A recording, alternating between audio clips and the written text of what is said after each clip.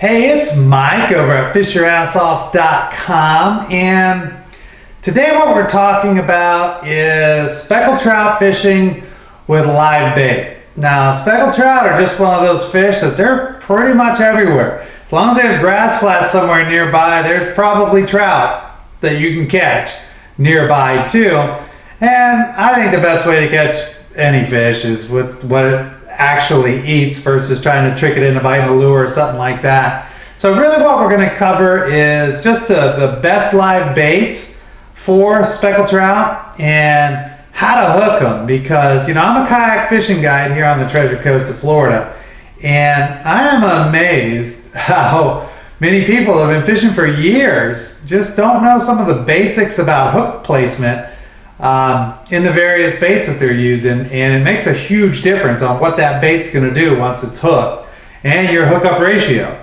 So let's just go ahead and cover some of those. All right, speckled trout fishing with live bait. Let's start with shrimp. Shrimp catch everything. Shrimp catch speckled trout, black drum, redfish, tarpon, snook, flounders. Shrimp is a good bait to use. Everything eats a shrimp, right? So let's just talk about some different ways to hook a shrimp, okay? And you're catching speckled trout here. So say the speckled trout, say it's like a real skinny oyster bar tidal creek looking thing, right? And maybe it's 4 feet deep. Well, now usually the trout are feeding in the middle of the upper part of the water column, but a lot of times you'll catch them bouncing the bottom for a redfish or a flounder, and what do you know, you caught a trout instead.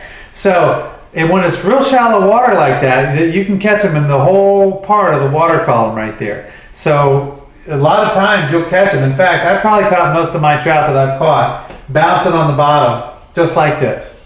So that's a split shot, and you got the hook coming through the tail with the point up, because that shrimp's always going to try to keep itself normal. I mean, shrimp don't swim upside down. So it's going to try to keep itself normal like that. So it's going to actually help you keep from getting snagged, because this hook point is up. If you had this the other way, you'd get snagged the second, it's pointing the wrong way. You're going to get snagged and lose all your baits and stuff. So this is one of those, you pitch it up current and just work it on the bottom. And the good news is, like I said, there's redfish and flounder there too, and black drum. So if you don't catch a trout, you might catch some of those too. It's a good day when you're catching all those. I think the best way to fish a shrimp, and it's the easiest way, like I said, I'm a kayak fishing guide, and I am just amazed at, some people it's just a technique that I think escapes them. They just can't work a jig or a topwater lure or anything like that, because maybe they didn't get enough practice or whatever it is.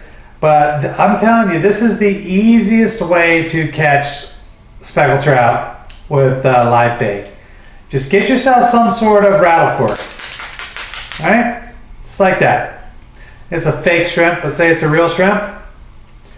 You tie your real shrimp down here like this, and you just cast it, and if you're drifting the flats, you probably don't even have to reel, right? Because the bait's moving the same speed you are, and every now and then just go pop, pop, and this thing will go pop, pop, pop, pop, just like that in the water column, and it'll attract the fish. So the noise of this is going to attract the predators, and they're going to be like, hey, what's going on? And they're going to go, oh, wow, a delicious shrimp. I think I'll eat that. So this is such a great way to do it, and it's just so low maintenance. I mean, you literally don't have to reel even. You got to cast it out there a lot of times if you're drifting, and just every now and again, pop, pop, and then you drink a beer, eat a donut, pop, pop, tell a joke, pop, pop. You don't have to do anything except when your bobber goes down. You're like, oh, I better reel in this trout. I'm telling you, it is the easiest way that there is to catch trout. Trust me on that. And when you're doing it that way, you want to hook them like this. Okay, and I drew this little spot right here. If you look at a shrimp, there's a dark spot behind the horn and the eye. That is their brain. If you put a hook through that, you no longer have a live shrimp, you are fishing with dead shrimp. and that kind of defeats the purpose. So you gotta miss that dark spot in their head if you want to catch them. But that's how you rig up your shrimp underneath the bobber, is just like that. All right. So those are the different ways as far as rigging up your shrimp go. Now let's say you're using a mullet, because a bigger trout like mullet, you know, I mean, there's trout this big. I mean, heck, I fished right by Fort Pierce, and that was where the record trout was caught. It was almost a 15-pound trout. I mean, that's a big trout. You know, I think I need a mullet like this. So mullet catch trout, mullet catch big trout, I should say. So mullet catch those, and here's my mullets over here. And if you hook a mullet in the back like this, well, first of all, mullet tend to stay up anyways. They want to try to stay on the surface. But if you hook them that way, you're holding the rod right here. They're going to fight your rod, and they're just basically going to go like this right on top of the water. That's what they're going to do. Just sending out all those vibrations and everything to every predator in the neighborhood is going to want to come kill that thing. So if you want to keep them on top, do that. Another way to keep them on top is belly hook them.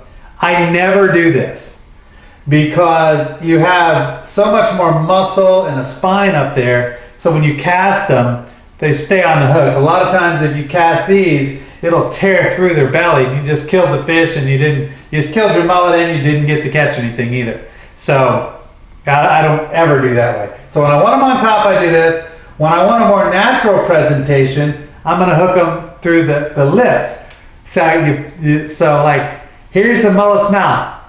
You want to get your hook and go just like that, where the hook comes right out their nose, just like that.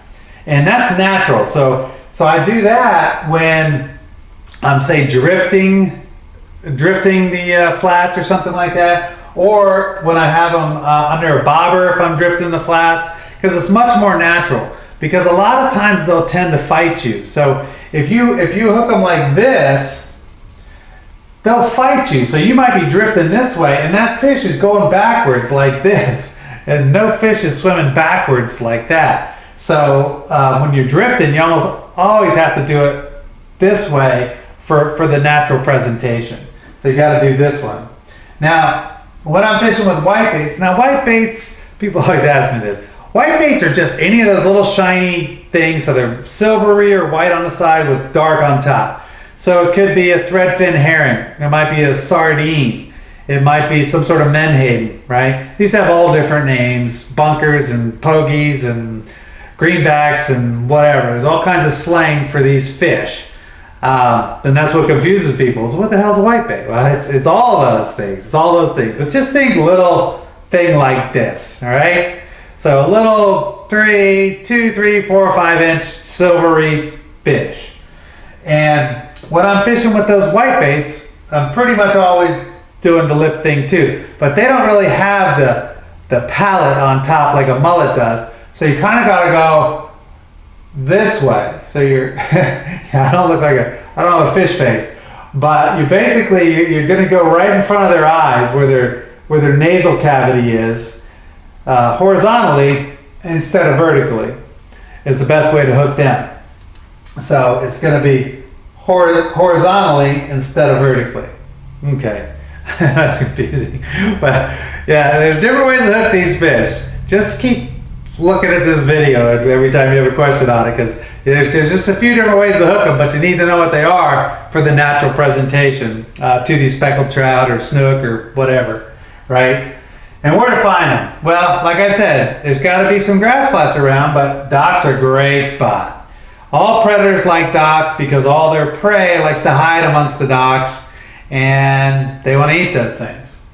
Any oyster bars, great place, especially if there's a current running between two oyster bars. You know, you're always pitching up current, bringing it back to you. Mangroves, I like mangroves for sight fishing. You know, a lot of these, when it comes and goings of the tide, at the higher parts of the tide, you'll notice that the redfish, the snook, the speckled trout, the flounder, all like to go up in there and cruise those roots or right by those roots, because there's little shrimp, there's crabs, there's little bait fish in there for them to eat. It's a great spot to sight fish. So you're like, oh wow, look at the size of speckled trout right there, boom. And you pitch your shrimp or your whitebait or your mullet right in front of them, and you catch a fish. So it's a great place to sight fish for them. I mean, you don't have to see them, you can just pitch them up there. But mudflat, same thing, a cut in the mudflat. I like the fish to be funneled to me. Tidal creeks, again, same deal. Tidal creeks almost always in some sort of sandbar or turning basins and all these great places where predators are going to hang out, because bait fish and shrimp will hang out there too. And of course the grass flats. Now when you're fishing the grass flats, they're everywhere. The trout are everywhere. But you'll find that if you focus on those sandy potholes that are on every grass flat I've ever been on, even the healthiest grass flats have a bald spot with the sand. And what these predators do, like say the current's coming this way. So those predators, you know, the flounder, the trout, the snook, the whatever, is kind of hanging in there and waiting for the current to bring them a little shrimp or whatever, whitebaits, mullet, whatever, bring them some food. So it's a great ambush spot for them. So when you're doing that and you want to work that area, you know, definitely focus on those areas, because of all the areas, that focuses the predators, because it's such a great ambush spot for them. And with something like that, if it's real shallow, you could have, you know, you can have any sort of setup you want, right? If it's a little deeper, maybe you want to rig something up like this, a shrimp, or I mean, you could always put one of your little white baits with a split shot too, and just kind of bounce that on the bottom too to catch all these different predators I'm talking about. So really focus on that. Really focus on that. And if you can't cast up current, you get up current and you just float your bait over the over the pothole. So I mean, you just got to make sure your leader's not so long that they can go down in the grass themselves and get tangled up or whatever it is. So you just float it over those different areas, and that's a much stealthier way. So if the fish are real skittish, you notice that day, maybe there's a lot of boat traffic or fishing pressure in your area, whatever it is, float it to them instead of pitching it up current, float it down current to them.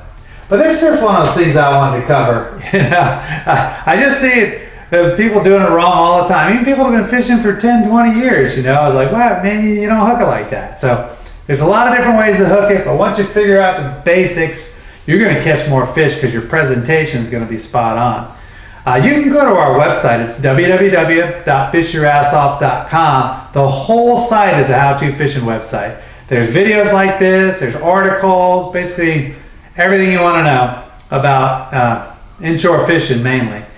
And, well, you know what? I think that's about it for today. So until next time, we'll see you then. All right. Bye-bye.